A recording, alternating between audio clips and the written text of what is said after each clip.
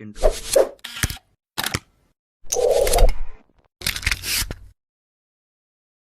دوستو، ہمارا ملک انگریزوں کی غلامی سے 15 اگست 1947 میں آزاد ہوا، لیکن ہمارے آزاد بھارت کا کوئی قانون نہیں تھا۔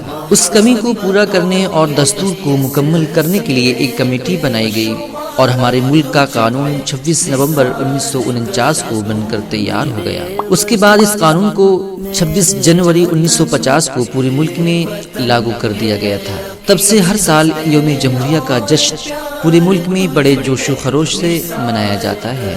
بھارت کا دستور ڈاکٹر بھیم راؤ امبیڈکر نے بڑی محنت اور دلجوئی سے 2 سال 11 مہینے اور 18 دنوں میں مکمل کیا تھا۔ ہمارے ملک کا دستور دنیا کے دستوروں میں سے ایک ہے۔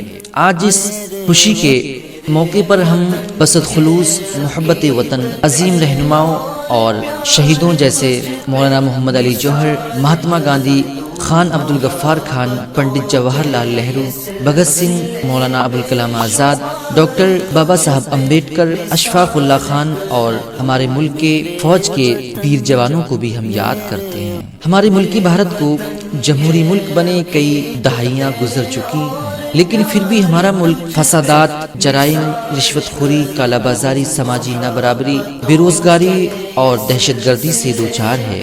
ہمارے ملک کے دستور نے ہر انسان کو اپنے مذہب اور اس کی تبلیغ کرنے کی پوری آزادی دی ہے۔ ہر انسان کو اپنے خیالات اظہار کی آزادی ہے، اپنے دینی مدارس قائم کرنے کی آزادی ہے، اصول و انصاف اور مساوات کا حق حاصل ہے۔ اسی طرح ہمارے ملک کے قانون نے کچھ ذمہ داریاں بھی عائد کی ہیں، جیسے سب کے ساتھ پیار و محبت سے رہنا، نفرت نہ پھیلانا، اپنے وطن سے محبت کرنا، اپنے وطن کی حفاظت کرنا، ملک کی ترقی کے لیے ہر ممکن کوشش کرنا وغیرہ۔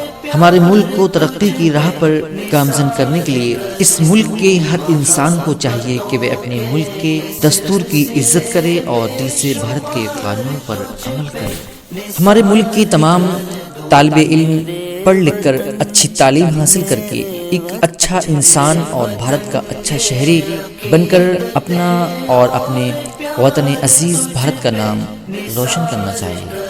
دوستو، میں اپنی بات اس شعر کے ساتھ ختم کرنا چاہوں گا۔ وفاداری وطن سے ہو یہی اسلام کہتا ہے، وفاداری وطن سے ہو یہی اسلام کہتا ہے، ہم اپنے دل کی ہر گوشے میں ہندوستان رکھتے ہیں، ہم اپنے دل کی ہر گوشے میں ہندوستان رکھتے ہیں۔